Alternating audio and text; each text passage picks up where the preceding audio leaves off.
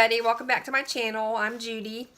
So today I'm going to be doing a recipe that I found in a magazine it's called Out Here, and it's from our local Tractor Supply. It's free. I think it's every month, maybe every 2 months they put out a free one, and they always have recipes and stories about farm life, home life.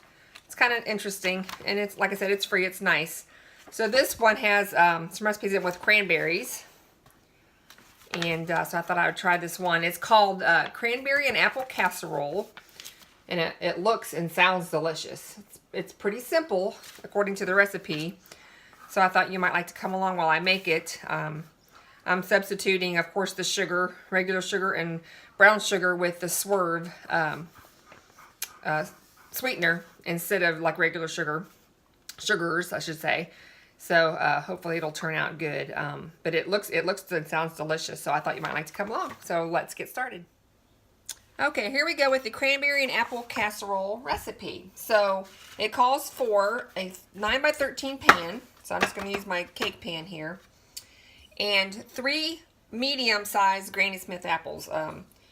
That's what I have. Actually, you can use any kind of apple, I guess. But the recipe calls for Granny Smith, so that's what I'm using. And it's chopped up. So I'm adding 3 cups of that. It's starting to turn brown a little bit, but that doesn't matter. I'm just going to bake in the oven. And then 2 cups, you can use either fresh cranberries or frozen. Mine were frozen. I just let them thaw out. Okay, we're going to add that. Sorry for the noise there. And we're going to mix this up a little bit. With my hands here. Oh, it's so pretty. This would be really pretty for the holidays too, I'll bet. Oop, away cranberry here. Okay, we're going to set this aside. In the meantime, I have my oven preheated to 350. Now, your dry ingredients, I'm going to point them out as I go along, has a 1/4 cup of plain all-purpose flour, which is right there. Kind of running into each other now. And then you have, instead of the regular sugar, I'm using about 3/4 cup of the Swerve granulated sugar. And a 1/2 cup of the Swerve brown sugar. And it packs just like regular sugar, which is right here.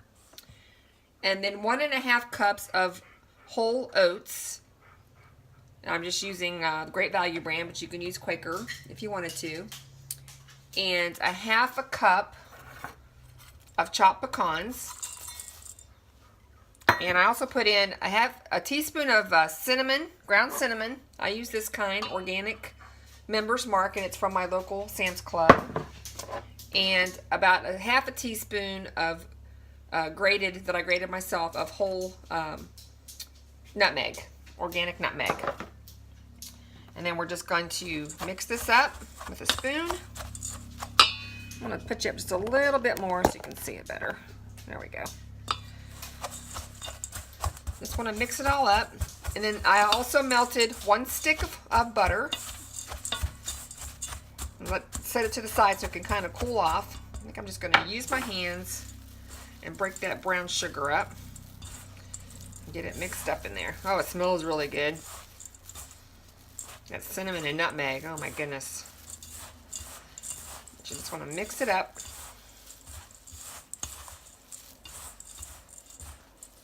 There we go. Okay. Now we're going to pour the 1 stick of melted butter, a little at a time. Brush my hands off here. And we're going to mix it up into the topping. This is basically the topping. So we're just going to mix a little bit at a time.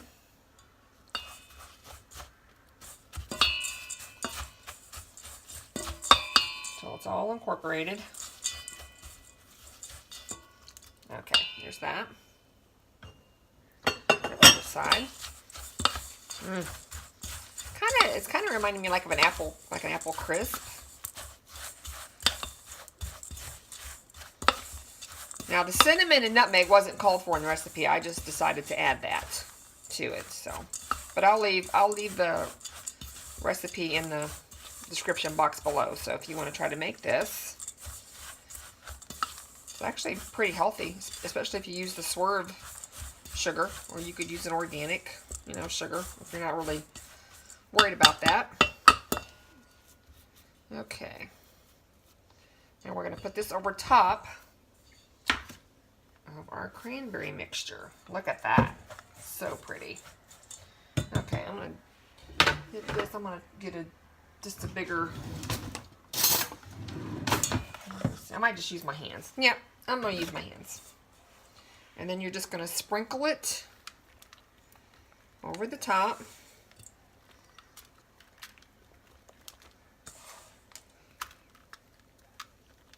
And of course, I always spill some to the side. Get it kind of so pretty. And you're going to have that buttery flavor from the stick of butter, the tartness of the cranberries and the Granny Smith apples. You could probably, like I said, but you could use a different apple if you wanted to, but I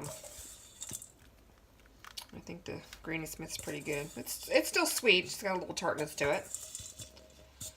Okay, look at that. Yum, yum, yum. Okay, now we're going to bake it for 30 to 35 minutes according to the recipe, but I'll have to see with my oven because it gets pretty hot at 350 degrees. Let's put the cranberries on top a little bit so they kind of shows up. Okay, and I will bring you back when it's all finished. Okay, here's the cranberry and apple casserole. It turned out beautiful, but I let it bake for the whole 35 minutes so it could get kind of crunchy on the top. And so we're going to do a little taste test. It's beautiful in color. Let's get some cranberries. And the brown sugar got that little bit of crunchiness on there. With the Swerve sugar, I was wondering how it was going to do compared to regular sugar. So we're going to do a taste test here. Let's scoot that back. There it is. Beautiful. Get some apple. Cranberry. Whoop.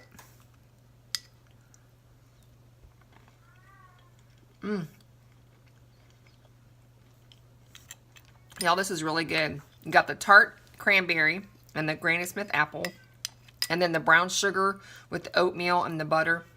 It's like apple crisp to me, basically. That is really good. This would be good with vanilla ice cream. Or if you want to do a little bit of whipped topping, like homemade whipped topping would be really good. Very good.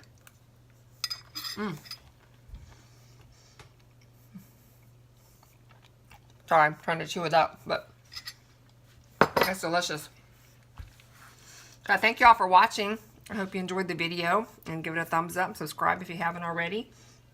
And I've been watching a lot of those floss tube videos about cross stitching and needlework, and I love watching them. So I'm thinking about I might try doing some videos on floss tube subject as far as cross stitching, because I got all my cross stitching stuff out. So we'll see. Look for maybe one of those coming up here pretty soon. But anyways, I hope you enjoyed the video, and I will catch you in my next one. Bye.